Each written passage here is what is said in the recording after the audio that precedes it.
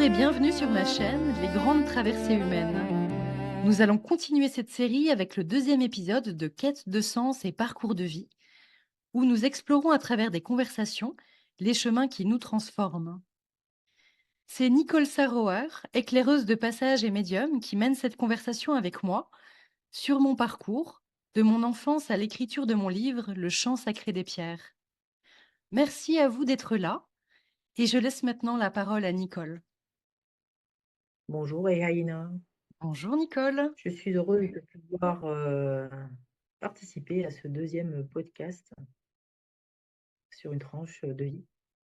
D'ailleurs, j'avais une question, quelle place la nature avait-elle dans ton enfance? Est-ce que nous pouvons aborder de nouveau ce sujet? Oui, bien sûr, la nature avait une place très importante pour moi.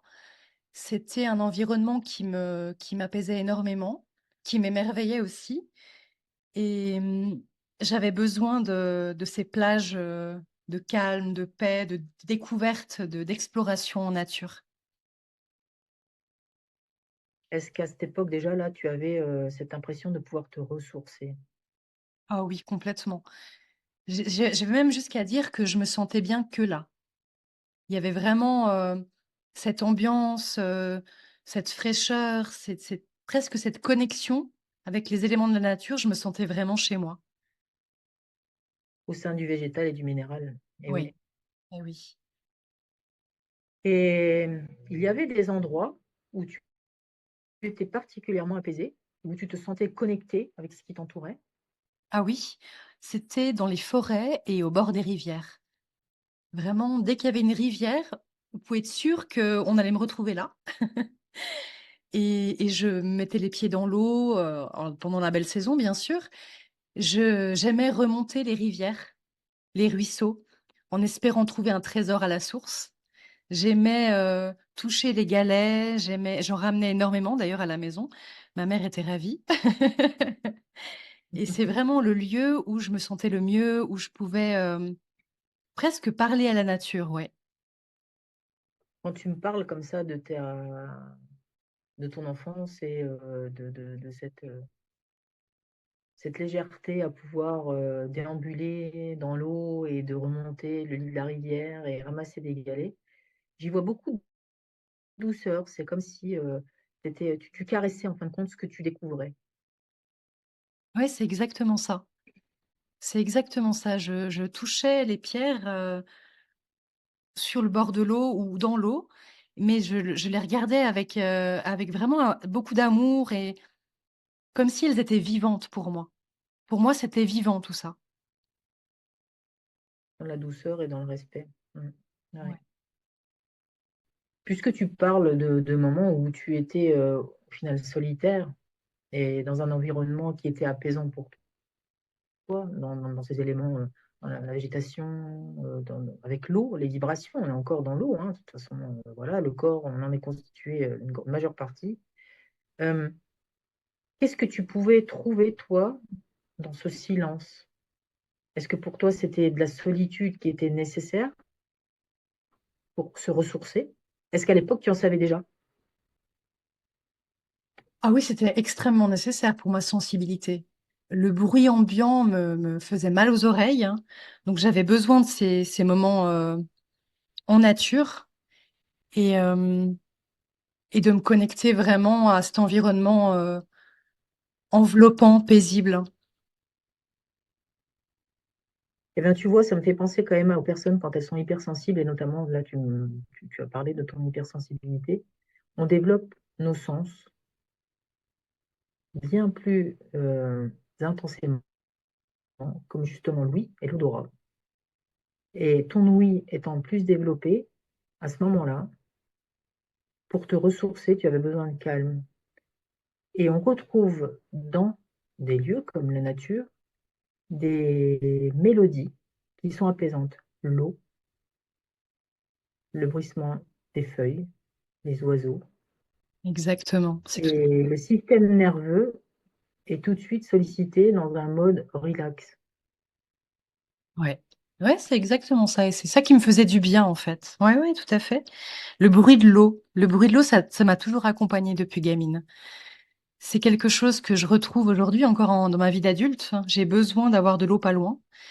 J'ai besoin d'avoir cet élément près de moi et d'entendre l'eau couler.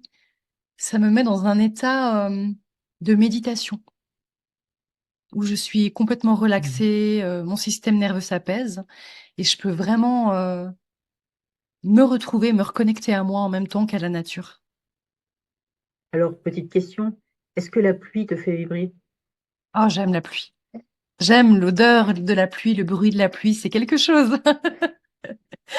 J'adore aussi la mousse, l'odeur de la mousse, la pluie, enfin, tout ça, c'est vraiment un côté en été, là, il y a une odeur bien particulière. Oui. Ah oui, oui, Ouais. tout à fait. Oui, oui, c'est merveilleux ça. On a Mmh. malheureusement plus ça dans nos villes, pas assez. On a besoin de retrouver ça. Enfin, moi, j'en ai vraiment besoin. Est-ce que tu avais déjà besoin de te retirer du bruit du monde à l'époque? Est-ce que tu en étais déjà consciente? Je Sans sais parler de ce côté un pas. petit peu vagabond et aventurière, parce que tu l'es dans l'âme.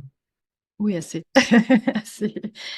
Oui, j'avais besoin de ça. Je ne sais pas si j'en avais vraiment conscience, mais en tout cas, je le cherchais très souvent. Très, très souvent, ouais. Aucune restriction, tes parents te laissaient, enfin vous alliez vous promener tous les trois. Bon, ton enfance, tu l'as pas passé, tu l'as passé quand même dans la nature, hein, tu étais proche, tu n'étais pas en ville à l'époque. Alors, j'habitais en ville, mais on avait quand même des coins de nature assez proches et souvent on allait se balader en nature, faire du vélo, aller voir les animaux. Ma mère était très axée sur l'amour de la nature de par son père qui le lui a transmis. Et Mhm. on était très proches des animaux, donc on avait un petit chien. J'ai eu des lapins, des hamsters, plein de petits animaux comme ça. Et le fait d'avoir des endroits de nature pas loin, bah, on profitait d'y aller le plus souvent possible. Donc oui, moi, ça me faisait énormément de bien parce que je me retrouvais, j'avais moins de parasites dans la tête, j'étais plus libre de mes mouvements, j'avais ce besoin-là et mes parents m'encourageaient à aller dans ce milieu-là. Donc oui, c'était très ouvert à ce niveau-là, oui. Et tu viens de me relater quelque chose de ta vie où on comprend mieux pourquoi chez toi le prendre soin est important. Parce que déjà à ce moment-là, on te confiait des petites vies et tes parents te montraient que le prendre soin était important. Ah oui, oui, c'est vrai. Je peux pas dire le contraire. À leur manière, mais oui, ils m'éduquaient, ils ouvraient mon regard sur les choses qui nous entouraient, sur les animaux, la nature principalement. Et ça me faisait un bien fou. Donc, même si on n'avait pas conscience dans leur envie d'éduquer les choses, hein, pour moi, spontanément, ils le faisaient. Donc, ils m'ont transmis cet amour de la nature, ouais. Eh bien écoute, Yaina, merci. Merci pour ce second podcast qui est plein de révélations quand même, hein. Là, on commence à toucher des petites choses qui est... eh oui, chers auditeurs, des petites choses qui sont euh, intimes, je dirais même, de Yaina. Ce n'est que le début. Merci à toi. Merci beaucoup, Nicole. Merci pour cet échange. Et merci à vous de l'avoir suivi. Alors, si cette conversation vous a parlé, vous pouvez vous abonner à la chaîne, bien sûr, pour découvrir les prochains échanges. Je vous donne rendez-vous dans 15 jours pour le prochain épisode. Et si vous souhaitez aller plus loin, vous trouverez toutes les informations dans la description. À très bientôt!